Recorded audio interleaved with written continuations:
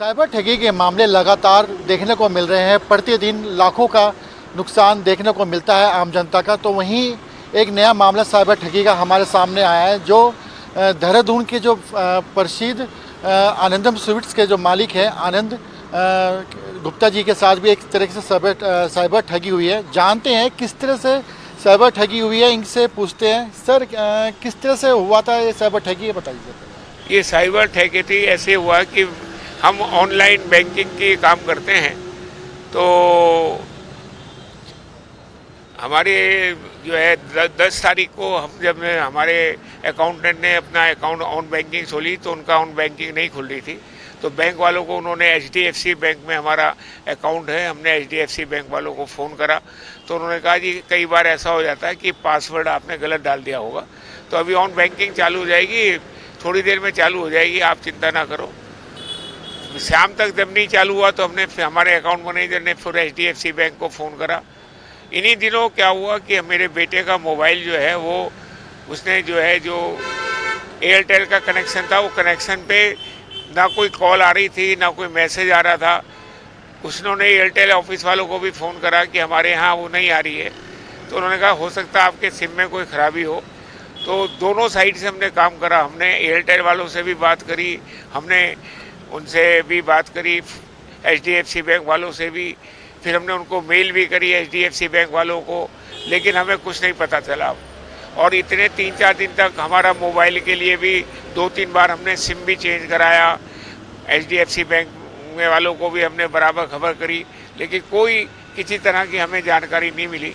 14 तारीख को हमारे बेटे का मोबाइल शाम को चालू हो गया और 15 तारीख को HDFC बैंक से इतवार के समय उनके पास में फ़ोन आया कि आपने कोई गाजी एंटरप्राइजेज वाले को कुछ पेमेंट है, 5 लाख और 6 लाख रुपए की कोई पेमेंट करी है।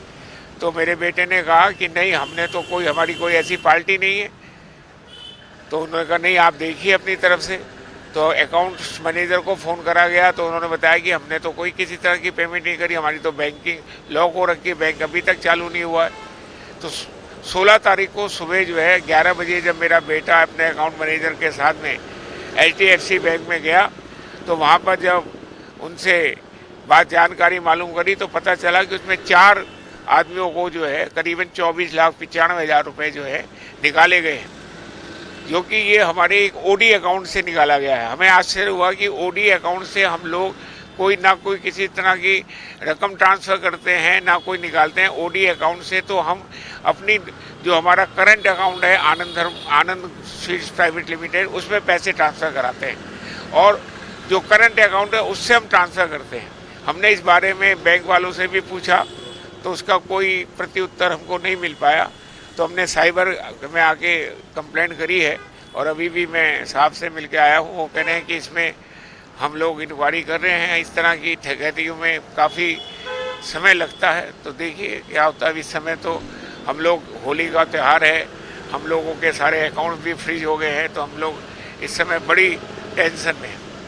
जिस तरह से 3-4 दिन का गैप आया है, आप बैंक में गए थे, तो ऐसे में किसकी अगर कहेंगे कुछ कमियां माने हम? देखिए इसमें जो एक मोटे तौर पर निकल के आ रही है, एक तो एयरटेल की भी इसके अंदर वो आ रही है, क्योंकि एयरटेल ऑफिस वालों को जिसने हमारे साथ ये फोर्जरी करी है उसने उनको एयरटेल ऑफिस वाले को भेज के नंबर चेंज कराया है, नंबर चेंज करा के उस पर OTP चेंज कराई है और उस OTP को लेके उन्होंने जो है पेमेंट करी है। तो बैंक वालों को हमें खबर करनी चाहिए थी, बैंक वालों ने भी नहीं खबर करी। और दूसरी बात यह, जिस अकाउंट से पैसे ट्रांसफ़र हुए हैं उस अकाउंट से हम कभी ट्रांसफ़र नहीं करते। तो इसमें दोनों पार्टियाँ की मेरे हिसाब से हमें संदिग्ध लग रही हैं कि एयरटेल पे भी और HDFC बैंक पे भी हम लोगों का दोनों पे जो है वो है। तो जिस तरह से साइबर जो पुलिस है लगातार अपील भी करती है, तो कहीं ऐसा संदेह नहीं हुआ जो 3-4 दिन हो गए आपके मोबाइल में कुछ मैसेज नहीं आ रहे बीच में, या किसी निकास उसके किसी तरह का कोई हलचल नहीं हुई मोबाइल में? ऐसा था कि मोबाइल में हलचल ना होना तो ऐसा था कि तो वो इसके ऊपर हमारा भी ध्यान नहीं, हम तो बैंक से बराबर ही पूछ रहे थे। और बैंक, क्योंकि हमारा बैंक जो है लॉक हो गया था, वो उन्होंने कहा था कि आपने पासवर्ड गलत डाल दिया इसलिए आपका बैंक नहीं चल रहा। बैंक वालों की ये ड्यूटी बनती थी कि वो हमारा अकाउंट चेक करते और उसमें बताते। हमें तो बहुत, मतलब 9 तारीख को हमारे साथ में ये घटना घटी, शाम को 3 साढ़े 3 बजे, मतलब 3:15 बजे से और 4:30 बजे के बीच में 4 बार में पैसा निकला। और 10 तारीख को हम उनको, बैंक वालों को खबर कर रहे हैं कि हमारी नेट बैंकिंग नहीं चल रही है, तो उन्होंने हमसे कहा कि आपने पासवर्ड गलत डाल दिया। तो ये तो अब हमें तो दिखाई नहीं दे रहा कि उसमें अकाउंट में क्या है क्या नहीं है। तो बैंक वालों की भी लायबिलिटी बनती थी कि बैंक वाले हमारे अकाउंट को देखते और फिर हमें बताते। उन्होंने बताया ही बहुत लेट, क्योंकि अब वो क्राइम में उन्होंने कहा ये 72 घंटे के अंदर आप जो है वो ऑनलाइन आप कंप्लेंट कर सकते हो। तो 72 घंटे का टाइम निकल गया था, फिर हमने लिखित उनको FIR कराई है। जिस तरह से आपके 25 लाख रुपए गए हैं साइबर ठगी में, अब आखिरी सवाल है कि आम जनता से किस तरह से अपील करना चाहेंगे आप? मैं आम जनता से एक अपील कराना चाहूँगा कि जो एक्चुअली में हम लोगों के जितने भी व्यापारी हैं, हम एक ही नंबर OTP के ऊपर पैसे ट्रांसफ़र कराते हैं। अब हमें 2 OTP उसके अंदर डालने चाहिए। और क्योंकि आज ये तो जीवन की यथार्थता है कि ऑनलाइन बैंकिंग हमें करनी ही पड़ेगी।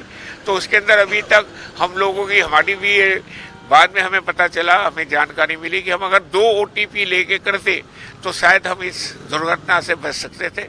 और मेरा अपने सभी व्यापारी भाइयों से, क्योंकि मैं व्यापार मंडल का भी एक जिम्मेदार पद पे हूँ, उनसे ये मैं रिक्वेस्ट करना चाहूँगा कि आप लोग 1 नंबर OTP से कभी भी ऑन बैंकिंग ना करें। आप 2 नंबर से OTP करेंगे तो उससे आप सेफ रहेंगे। तो ये हमारे साथ है आनंद गुप्ता जी। इनका मोबाइल हैक किया गया और लगभग 25 लाख रुपए की साइबर ठगी की गई। हालांकि जो साइबर पुलिस है लगातार जनता से अपील करती है कि ऐसे साइबर ठगों के जाल में न फंसे, लेकिन इनका मामला दूसरा है, क्योंकि इनका मोबाइल हैक किया गया था और तब जाकर इनके 25 लाख रुपए साइबर ठगी की गई है। अब देखने वाली बात ये रहेगी कि जिस तरह से इनके 25 लाख रुपए गंवाए हैं इन्होंने, तो इनके वापस कितने रुपए तक आते हैं। देखिए, साइबर क्राइम का जिस तरह से, चूँकि ऑनलाइन प्रचलन हुआ, हर चीज़ में अब पेमेंट मोड भी ऑनलाइन है, या जितने भी तरह के बिल्स हम करते हैं वो सभी कुछ ऑनलाइन है।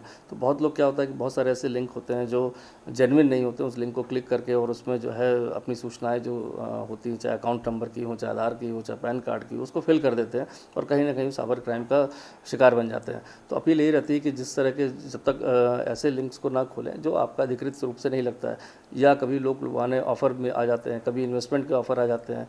तो इस तरह के ऑफ़र्स अगर है तो उसको पहले ज़मीनी स्तर पर, उसका कहीं कार्यालय है तो उसको वेरीफाई कर ले। कोई भी इन्वेस्टमेंट बिना जानकारी के मौके पर जाकर, या कार्यालय या किसी व्यक्ति से मेरा मिले, सिर्फ ऑनलाइन अनजान व्यक्ति के लिंक पर, अनजान व्यक्ति के किसी प्रलोभन पर उसे जब भी कोई इसमें जाता है तो कहीं ना कहीं ट्रैप होने की संभावनाएं रहती है। तो जितना जागरूकता ही इसका एक सबसे पहला बचाव है कि आप जितना ज़्यादा जागरूक रहेंगे उतना ज़्यादा आपका बचाव रहेगा।